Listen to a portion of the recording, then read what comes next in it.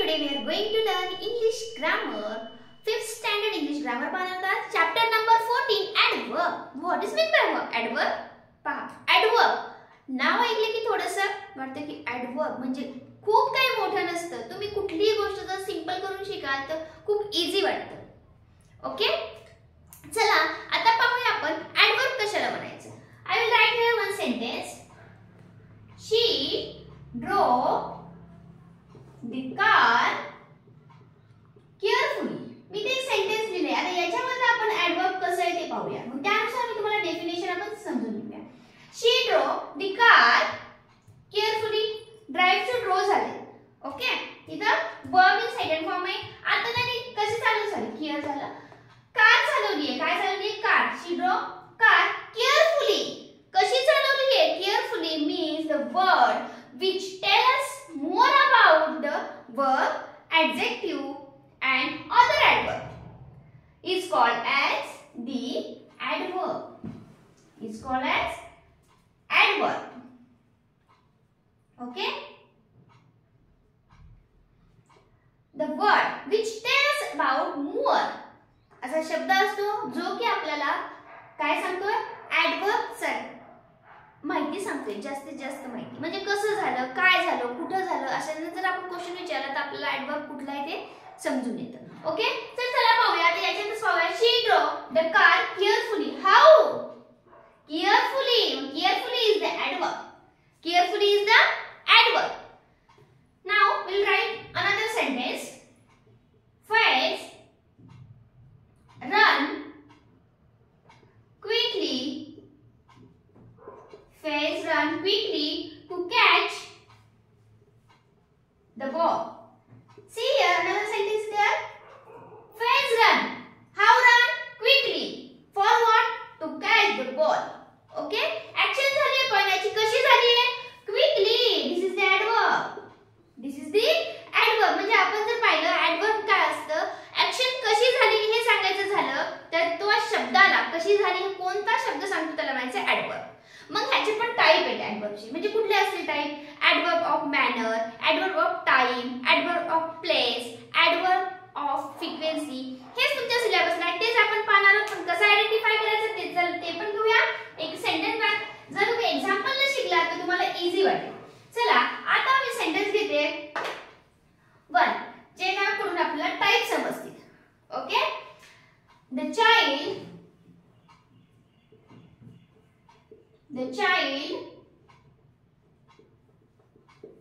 recited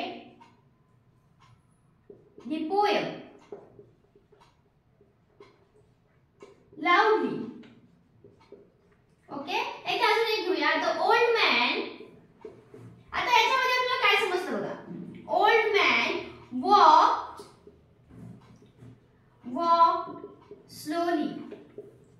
पहा तो चालतोय माणूस पण कसा चालतोय? स्लोली. ती पोएम कशी रिसीट करते आहे? लाऊडली. हे झालं ऍडवर्ब आहे. मग हा कुठले ऍडवर्ब आहेत? हे आहे दोन्ही पण ऍडवर्ब ऑफ मॅनर. हे कुठले आहेत? Adverb of manner.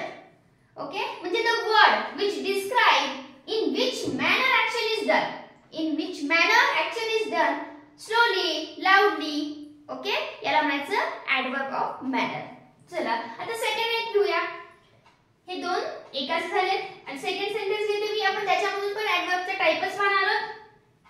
I live here, I go there असं तुम्ही कुठलेही घेऊ शकता. आता याच्यामध्ये तुम्हाला वाटेल की आता ऍडवर्ब कुठे आहे आणि ऍडवर्बला वन थिंग असतं. मॅक्झिमम ऍडवर्बला एलवाय लागलेलंच असतं. जर एखादा शब्द दिला आणि त्याचा ऍडवर्ब करायला सांगितलं त्याचा एलवाय लागतात. म्हणजे त्याचा ऍडवर्ब फॉर्म होतं. बघा इथं पण एलवाय आहे, इथं पण एलवाय आहे. मग इथं तर नाहीये, मग काय करायचं?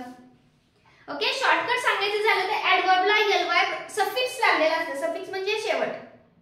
ऍडवर्बला एलवाय लागलेला असतं सफिक्स म्हणून. सॉरी, वर्डला त्या वर्डला ज्या वर्डला सफिक्स एलवाय लागलेला असतं शेवटला ते मॅक्झिमम ऍडवर्बच असतात. मग आता इथे तर तसं काही नाहीये. मग कसं ओळखायचं ऍडवर्ब? घाबरायचं नाही, काही नाही. पहा, I live here. Where? Here. झाला आपला आन्सर आला. Here. Here is the adverb. मग हे कसले adverb आहे? ly नाही, काही नाही.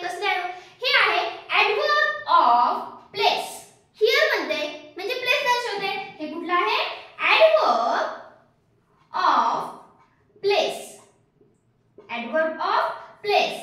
म्हणजेच action is done, but where the action is done is called as adverb of place. आपल्याला सांगते ती जागा जर शोधते त्याला म्हणायचं adverb of place. आता नेक्स्ट घेऊया. टुडे तुम्हाला तुमच्या दिलेल्या बुक मध्ये तेच एक्झाम्पल घेऊन आपण लर्न करतो म्हणजे तुम्हाला पण सोपं वाटेल. Tomorrow we will have a class test. बघा tomorrow we will have a class test. मग आता इथं कुठे आहे? इथं पण नाहीये वर्ब आहे काय नाही तर कशाला ly ने लावलेलं. मग इथं आहे tomorrow. tomorrow काय सांगते? tomorrow सांगते adverb of time. काय सांगते? adverb of time सांगते. मग कोण सांगते time? Today, yesterday, that day, tomorrow हे झालं सांगणारे adverb of time. म्हणजे सांगायचं adverb of time कुठले? मग टाइम वेळेचं घ्यायचं. प्लेस आलं ते हिअर घ्यायचं. वॉक स्लोली, मॅनर काय आलं? adverb of manner घ्यायचं. आता लास्ट आहे आपल्याला जे की तुमच्या सिलेबसला आहे adverb of frequency. मग ते काय असतं? त्यामध्ये पण तेच घेते I visit my cousin. I visit my cousin frequently. मी भेटले माझ्या भावाला पण कसं? frequently. माहिती यायला लागले. याला म्हणायचं adverb of frequency. adverb of frequency. Okay म्हणजे पहा प्लेस मॅनर तर आले कसं केलं?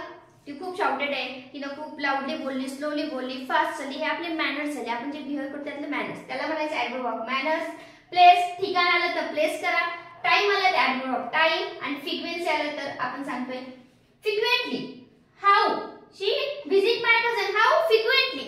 प्रत्येक ठिकाणी जर तुम्ही क्वेश्चन विचारत गेलात कसं, काय, कुठं तर आपल्याला adverb समजून येतात. चला हे सगळं तुम्हाला पाहिजे असेल तर स्क्रीनशॉट घेऊन घ्या. ज्या काही शॉर्ट ट्रिक्स मी सांगते आहे मध्ये ly लावलेला ऍडवर्ब असतात अशा छोटे छोटे ट्रिक असतात त्या नोट डाऊन करत चला जेणेकरून तुम्हाला त्याचा वापर जेव्हा तुम्ही एक्झाम मध्ये न अभ्यास करता जाल तरी सुद्धा तुम्हाला ऍडवर्ब ओळखता येईल ह्या ट्रिकनं. ओके चला एवढं शिकत राहिलोय. लाईक करायचं असेल लाईक करून घ्या आणि व्हिडिओला शेअर आणि सबस्क्राइब करायला मात्र विसरू नका. Okay thank you.